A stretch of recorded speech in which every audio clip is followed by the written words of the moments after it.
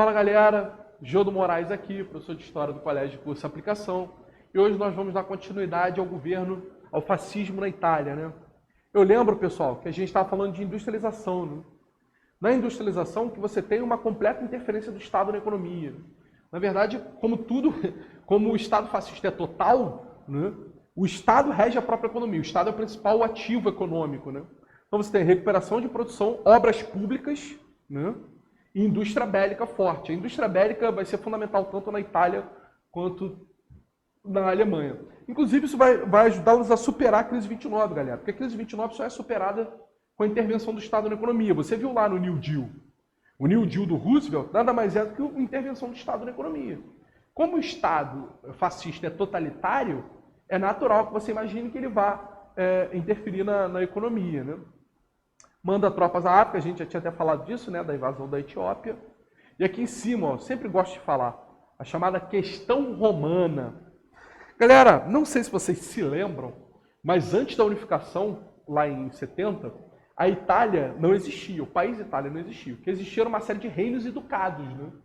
Piemonte, Sardenha, Córcega, duas Sicílias, né? E além disso, você tinha no centro do território os chamados estados papais. Eles ficavam bem no meio da bota, né? Os estados papais, galera, eram territórios que pertenciam ao Vaticano. Para quem não sabe, o Vaticano chegou inclusive a ter exército, tropas, para defender esses territórios. Durante a unificação, a Igreja Católica perdeu esses territórios. É a chamada questão romana, é um movimento de contestação, né? O Vaticano vai exigir sempre de Roma, sempre do governo italiano, o retorno desses territórios. Em 1927, a Igreja Católica e o Estado fascista assinam o chamado Tratado de São João Latrão, ou Tratado de Latrão. Não é ladrão, tá, gente? É latrão. Chama São João Latrão porque foi assinado na Igreja de São João Latrão. E o que dizia esse tratado, galera? Esse tratado determinava que a Igreja Católica reconhecia o Estado fascista e Benito Mussolini como líder supremo. Ao mesmo tempo, o Estado fascista reconhecia a posse da Igreja Católica sobre o Vaticano. O Vaticano, inclusive, que é o menor país do mundo. Para quem não sabe, o Vaticano é um país, tá, gente? Ele fica dentro de Roma, é o único país do mundo que abre e fecha, inclusive. Né? Ele tem portões que abrem e fecham todos os dias. Mas o Vaticano é um país separado, autônomo, normal, como qualquer outro. Tá? Em termos políticos, ele é como o Brasil, é completamente separado. Tem sua própria polícia, tem suas próprias organizações, tem suas próprias leis. Ele é separado da Itália. Certo? Você, inclusive, tem que passar pela mesma vigilância para entrar no Vaticano, né? Como que um país normal, tradicional. Não muda nada. Tudo bem, galera? Lembrando, né? Tendo a maioria no Congresso, né, tendo a maioria no Parlamento, o Benito Mussolini aplica um golpe de Estado, dissolve a monarquia na Itália e assume como il Duce, como líder supremo. Tudo bem, pessoal? Beleza? Deixa eu só ver se está certinho aqui, acho que pulou. Né? Espera aí, galera. Aqui, ó, eu botei um parênteses, porque existem dois outros pontos na Europa que são proto-fascistas, são quase fascistas, né? São fascistoides. Né? Portugal e Itália. Né? Embora ambos ficassem neutros na Segunda Guerra Mundial, se identificavam com os regimes fascistas. E Portugal é muito rápido. Né? Portugal é uma ditadura militar que vai durar até a Revolução dos Cravos em 74, com uma questão especial. O que você vai ter são generais do exército na presidência, mas eles não são os homens fortes do governo. O homem forte de governo era o ministro da Fazenda. Era um cara chamado Antônio de Oliveira Salazar. Daí, inclusive, o que a gente chama de salazarismo. Certo? O Antônio de Oliveira Salazar é que era o verdadeiro governante daquela região. Beleza? Ele governa... Perdão, pessoal. E ele governa de um modelo baseado muito na sua política colonialista, né? O militarismo para manter as colônias ultramarinas. Né? Inclusive, assim que a Revolução dos Cravos derruba a ditadura salazarista, né? A tendência é que os impérios coloniais, que o império colonial português na África se dissolva junto, né? E muito baseado na sua polícia secreta, a PIDE, né? Polícia Interna de Defesa do Estado, né? Era tipo uma Gestapo portuguesa. Muito bem, professor. Chama a Revolução dos Cravos porque o símbolo era um cravo, tá, galera? Cravo, uma flor cravo. E na Espanha, galera? A Espanha é coisa um pouquinho diferente, né? Vocês sabem que a Espanha é monarquia, mas ela nem sempre foi monarquia. Ela, em 2 momentos da história, ela já foi república. Certo? E aqui nós vamos falar da instauração da Segunda República na Espanha. A Espanha sai de uma ditadura militar, certo? E aí, ao sair de uma ditadura militar, ela se torna há uma restauração da monarquia parlamentar. Ao ser restaurada a monarquia parlamentar, os republicanos, né, assumem uma quantidade maior de cadeiras no parlamento espanhol. E aí, galera, rola uma questão meio estranha, porque quando os republicanos assumem a maioria absoluta das cadeiras no parlamento, o rei, o Afonso, né, ele entende que é quase como se fosse um plebiscito pelo republicanismo, né? E aí, galera, o que ele faz? Ele se autoexila. Ele vai embora, deixa o trono vago, vai embora e é declarado, claro, há uma crise institucional ali curta e é declarada essa república na Espanha. Inclusive, aqui fica uma curiosidade para quem gosta de futebol, galera. Muita gente acha, pelo mundo, você vai ter rivalidades esportivas, né, que não ficam apenas no campo do esporte, mas elas são ecos de uma rivalidade anterior. Por exemplo, quando você pega a Espanha, qual é a rivalidade que você lembra? Real Madrid e Barcelona. Certo? Por que essa rivalidade, galera? Porque o Barcelona representa uma região da Espanha, a Catalunha, né, cujo objetivo é se separar, é se tornar autônoma, né?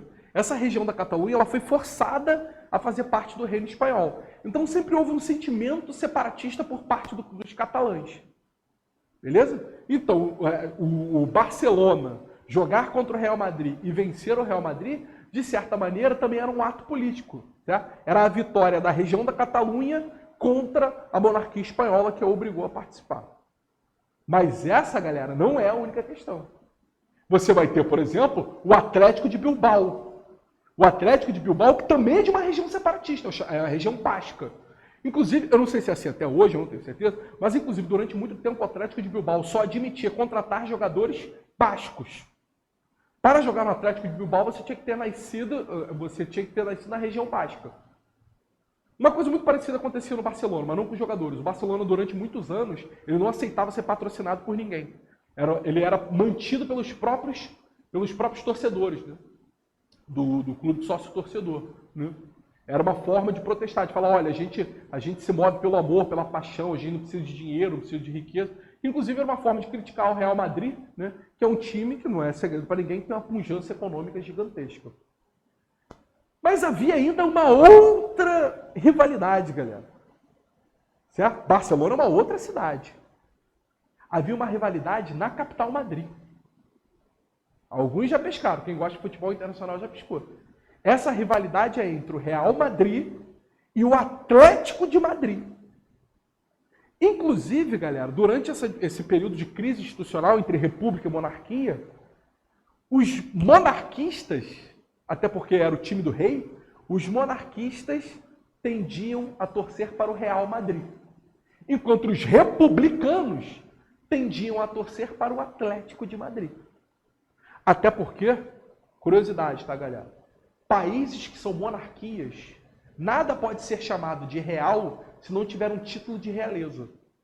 Por exemplo, se você pegar a Inglaterra, a Marinha Britânica é chamada de Real Marinha Britânica.